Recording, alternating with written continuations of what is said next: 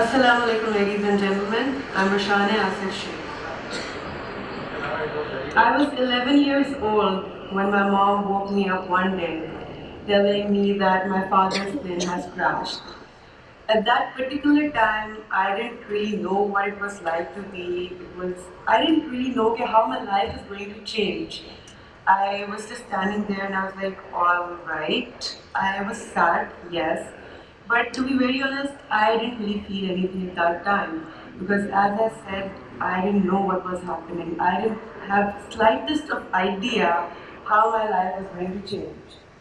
But I know for a fact that my life after that one day wasn't like what a normal 11 years old child's life would have been. My family tried their level best to keep me calm, or they pampered me at every step. They made sure that they catered to all my demands, all my wants. However, I remember when I used to come back home from school and my mom used to be in front of me. I just used to look at her and see the desolation in her eyes. Her unsaid words, which did not really say anything, but they talked to me in a million ways. I remember I had gap between my sisters because they were very elder to me. So they couldn't really gauge what I was going through or what I was feeling at that time. So in a way I was alone because most importantly because I thought since I was the youngest child, so I really thought that it's my responsibility to take care of my mom. But being an 11-year-old, I didn't know how to do that. So if you guys can get like I was in a hole and I didn't know what to do and I became a lost soul, finding the purpose of my existence. So years went by and I was staying in the very same position. I was depressed. Then one fine day, after a few years, I found out that in my city, Lahore, two brothers have been brutally killed. And the policemen killed them, and the bystanders in the crowd, they were just standing, doing nothing, rather making videos. I was so shocked, majorly because even though I'm not a parent and I didn't know what it was like to lose children, yet I knew what it was like to lose a family member. I knew how their lives were going to change. So at that moment, I was like, this is uncalled death, man. I mean, we need to do something about it. We need to at least get those guys some justice. So I met my friends and I talked to them and I discussed how disturbing it is for me. So they were like, all right, let's just arrange a protest and do whatever we can to keep this. Like, okay. So we started doing all the arrangements and we went to a police station. Now we were all female friends. So we go to a police station and I'm not even exaggerating, but all the policemen there, they were just staring at us. ये 3 से 4 लड़कियां यहाँ पे मर्द के बगैर क्या करें का मर्द की तरह यहाँ पे ये क्यों है यहाँ पे and at that moment I knew either I can just go home and do nothing about it or face this and let it be, do what I want to do. So I took a moment and I was like, fine, okay, I'm going to let it be. So that was the day when I got home, I was like, alright, at least I did something, but that wasn't the real thing. The real thing was that after a few months, I found out that those killers were punished. Obviously, my protest didn't do much about it. Obviously, it's the law that had them punished. However, at that night, when I looked at myself in the mirror, I was having this inner contentment I had been looking for since years because I knew that I at least did something. I mean, एक जो होता है ना इंसान के comfort zone उससे निकल के मैंने कुछ किया था और अपने लिए नहीं किया था किसी और के लिए किया था और आई वाज शॉक्ड कि उस चीज़ ने मुझे कितना सुकून किया था.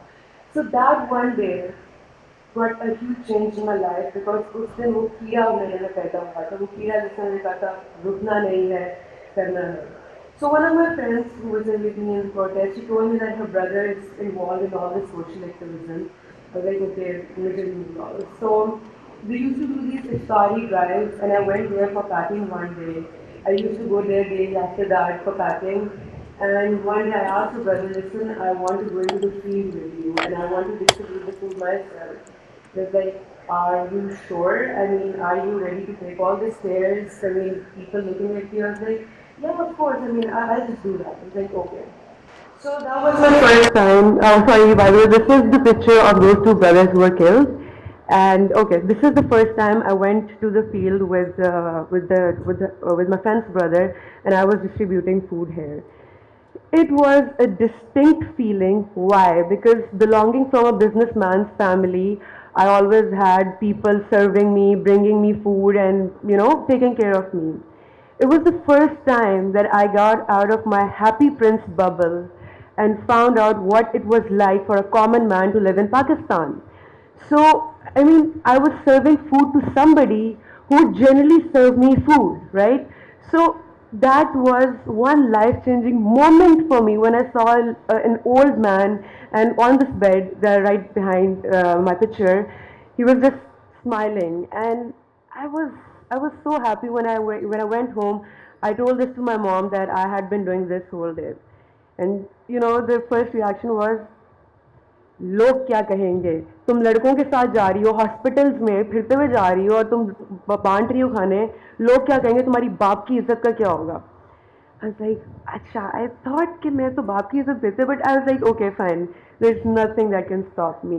So I'm really glad that I got into it, and the very important thing was that I found that one person, my friend's brother, who was just a random friend for me, like literally a random friend for me. But I don't know how I got so close when she made me meet her brother. I don't know how I got so close with him that he's not only become my best friend, but also what I usually regard him as my little bro. Presenting to you, Ghalib, Khalil. Thank you, Roshanay. Okay, so I was 15 back in 2010 when I was going through a lot of stress and depression. There was multiple reasons to it. I lost, one second. Okay. So I lost a lot of friends in my, I basically lost a lot of friends in last 1 year, and that was a huge loss. I didn't lose them like we lose friends these days. My friends passed away, and I was 15, and that was too much for me to, digest. And after that, my maternal grandmother passed away, and that was the time I realized what is the actual, you know, loss of something when you lose your loved one. And that put me into a bubble of depression that kept on going for days and days and days. There were sleepless nights when I used to cry. I used to isolate myself and just not talk to anyone, stop eating food, or doing everything stupid like that, which didn't really matter at that time. 2010 was the same year when floods hit Pakistan back in the up north, now Shera region. So when the flood hits Pakistan, we were we were I was going through the depression phase, and then I talked to my teacher about it, that I'm so depressed and I want to do something about it. I can't see people dying like that, and children crying on TV. The impact of media influence was so moving and strong on me that I wanted to do something about it. So what I did was, we decided that we'll go out and do door to door fundraising, and just basically raise a 25,000 rupees and come back and give it to Pakistan Army or Imran Khan Foundation. So now this was a big challenge for me because coming from a family where I was the only boy, to my parents have been always very overprotective about me. They'd never let me out in streets because बच्चा खराब हो जाता है और एक गलत company में पढ़ के वो पता नहीं क्या क्या सीख जाता है. So I never made friends out in the streets. गली मोहल्ला कोई सीन नहीं. तो ये हुआ कि I sneaked out. I told him that I have a project to do at my friend's place, so I'm just going there. So it's a school project, and the whole day we spent, going door to door and raising funds for the flood relief. The best thing about that was that we raised 100,000 rupees by the night when I got home. That was like a big achievement for me, and I was really excited कि यार मैं अपने अब्बू को बताऊंगा तो he'll be like, this is something really great. But that turned out opposite because my dad was like, We are from a well-known family, and we can't just go door to door asking for money. We don't do that. So I just you know couldn't do anything about the idea at that time, that how to portray what I want to do. So I was like, okay, I'll keep sneaking out and keep doing what I'm doing, and we'll see what happens next. So we kept doing for the next 45 days, and after 45 days, we raised more than 100,000 rupees, more than 100,000 US dollars. So that was like a huge achievement and a big thing for me myself, because we altogether never believed that we'll be able to do that much. And that moment, I realized that there was a lot more to myself than being only a lost, lonely boy, or be just sitting down in my room and locking myself up. I had a lot more in myself. I rediscovered myself. But that was only when I broke my barriers. When I got out of my house, sneaked out, that was what I had to do. We might have to do more, but that was the moment when I realized that, oh my god, okay, this is me. This is something I can do very good. So, yeah, that is me breaking barriers. And talking about Roshanay, I remember back when we met, she used to be like such a cool tomboy, always just moving around and doing things. But yeah, we've made good friends, really good Amazing friends. friends. Yeah. So, alright, this is a picture from one of our iftari drives. These iftari drives have always meant a lot more to us than the normal people, because we don't really only get excited because Ramzan is coming, Roze aa rahe hain, etc. But it's something way more close to us. We conduct these drives, and this is a picture when the day was, I was too thirsty. I came back from work, but I was like, is pe to jana hi jana hai. So I remember when it was the first time I was going into the field and I had to carry these big boxes and 25 kilo ka aata. I never really thought that I was capable of lifting all those boxes up. But the only thing, the only motivation I had at that time was that I was going to distribute it to somebody else. It wasn't something that I was just doing it for myself, but I was doing something for others. So that was my motivation. This is how I was moved. Not only that, usually what happens is that when we go, we distribute food. So अक्सर जो है वो अफ्तारी हो जाती है, घंटा घंटा गुजर जाता है, हमने रोज़ा खोला भी नहीं होता है. Sometimes Ghalib comes running to me, ये रोज़ा तो खोलो, and I'm like हाँ हाँ खोलते हैं. And sometimes I go running to him, पानी पियो. He's like पीता हूँ. So my point being that at that moment, our soul just requires what we are doing, the field work. We don't really need food to keep us going, but because that is the point where we find the inner peace inside us. Yeah, so this reminds me of a story कि हम लोग क्या होता है रमज़ान में every night we both cross check के कितने funds आ रहे हैं, कितने नहीं आ रहे, और आज कितने पैसे लगे हैं, कल के लिए कितने पैसे, like a rough audit for every single day. तो एक रात को हम बैठते हैं और ऑडिट कर रहे हैं जी, पता चलता है कि हमारे पास तो पैसे ख़त्म हो गए, हम नेगेटिव में चले गए. सो वी फिगर आउट कि हमें 1 लाख रुपए चाहिए अगर हमने नेक्स्ट डे ड्राइव करनी है. But now telling you about the motivation of the team and how much they love to work is that हमने अपनी टीम को गैदर किया और हमने बताया कि यार देखो हम शॉर्ट हैं फंड्स पे, तो कल हम एक ही सूरत पे काम करेंगे अगर हम इफ्तारी से पहले 1 लाख रुपए लेके घर आते हैं. So we all woke up next day, सुबह 10 बजे. रमज़ान में सारे लेट उठते हैं, हम लोगों के घरों के बाहर जाके नॉक कर रहे हैं जी हम फंड्स लेने आए हैं, and we are just doing a door to door fund raiser. We are fasting all of us, और इतनी शदीद गर्मी थी उस टाइम पे सियालकोट में, and it was terrible, but we manage to get back home before इफ्तारी with more than 100,000 rupees. And It was very difficult for me. I remember I had a stinky bottle by my side. And I was like, Ghalib, if you want me to go to street and street, door to door, I need to drink this. And he was like, nahi, ruk jao. I mean, I remember how I controlled myself that day. But my point is that these things mean so much to us. So one other important point is that, if you ask me right now that I have to meet a couple of friends and that I should go on a rickshaw, and I'll be like, no, I don't want to go. But when it comes to the work we do, we usually travel on rickshaws. Like I remember that when I was in Lahore, we used to roam around the city miles and miles in the rickshaw. And it meant so much to us. It was one of the most memorable memories, all those rides that I had with him. Why? Because either we were going to something very emotional and attached to us, or we were coming back from it. And during those journeys, we either used to just sit quiet and I would understand what he was going through because we had been coming from or going to through a traumatic phase, a traumatic incident, or I'll just have him or he'll just have me talk it out, like everything. And that one point, and those rickshaw rides, I developed a connection with him that I don't really think I have with anybody in this world. It's unparalleled. Talking about that, like these are our pictures, like how we work. I mean, we have a connection, a bond that is really difficult to say in words. Establish, yeah. And one more thing, a very, very, very important incident of our lives was the Lahore blast that happened on 27th March 2016. So it was the Easter day, and I'm sure you all must remember it was the Easter day, and the Christian children they were playing in the park, and the blast shook Lahore. So I started getting calls, "Tum sahi ho? Tum kidhar ho? Ghar pahunch jaiye." I was like, "Wait, what happened?" So I got to know. I just immediately texted him, "Are you okay? Where are you? And we need to go."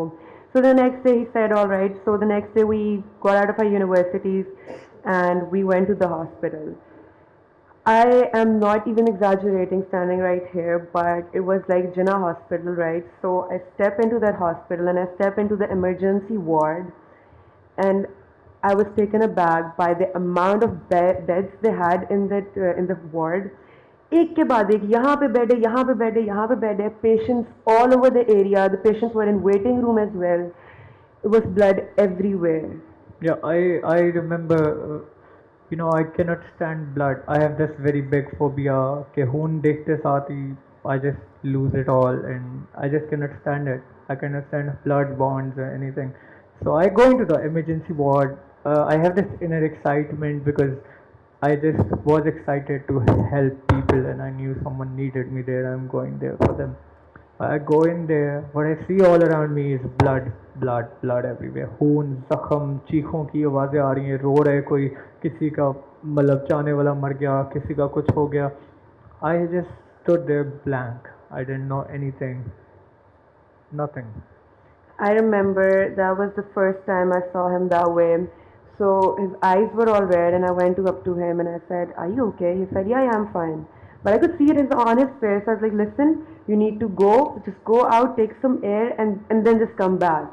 So it was one terrible moment for us. But then we managed to. It became a habit for us for the coming 1 month. We used to go out from the university every day, and we used to conduct these activities with the children. We used to sing and watch movies with them. It was one great experience overall. Saddening, but I'm glad how we connected with those people. So, day one, I was all crying inside the emergency ward. Day two, I decided let's go back in there and do something special for the kids there because they were mostly kids. So I decided that, we'll bring a Spider-Man to the hospital, and, kids must be excited to see him. And when the Spider-Man actually entered the emergency ward, everyone was like, filled up with joy. They're enjoying, and they're just getting their pictures done, smiling, and just get aware. He wore a mask, and he was like a super big fan of Spider-Man. It was like his day made because he was touching the muscles of Spider-Man, checking if it's real or not. So eventually, the Spider-Man is standing in front of you today. So that was me basically. I was the one who wanted to go back in the hospital and just the day I realized basically this day that you don't really need a mask to be a hero because every next day when we used to go there, it was a lot better for me. This was just my cover up for day one. So yeah, that was a good realization. So meet my friend Tamina. Tamina, I met her like in the hospital, and she was like a family to me. Every single day, I went into the emergency, and I could see she'd run to me and just jump on my lap and do nothing, stick with me all day, every single day. So we made a family in there. Everyone in the ward for the next 45 days was like a family to us. So basically, it all comes down to one point that all the stories we share are basically because of this one platform and its ideology that we call our baby, Azad Pakistan. It was the night of 13th August 2013 that we were just thinking what to do on 14th August. So we came up with this idea that we'll do 14 acts of Pakistan every year. And every year that those acts have been increasing exceptional increases in the amount of work we do every year. So I remember it was raining cats and dogs when we made this plan. भरा हुआ था सियालकोट पानी से. And when I told my mom that I needed to go for a meeting, she was like, गाड़ी खराब हो जाएगी. He said, right, so I called him. I was like, Ghalib, rescue me, we need to go for the meeting. And I drove his Bulan Dabba all around Sialkot and we went there. Why? Because it was the motivation, it was the love for our baby Azad Pakistan. So, leaving you all here today with the thought of the day that, the power of an idea is incredible. If we didn't work that day when it was raining cats and dog on Azad Pakistan, we wouldn't be standing here today in front of you talking about whatever we have done throughout our lives. So, yeah, keep breaking your barriers and, one day you'll actually eventually get there. Thank the you. thought of the day is to just go for it, whatever it is. Thank you. Thank you.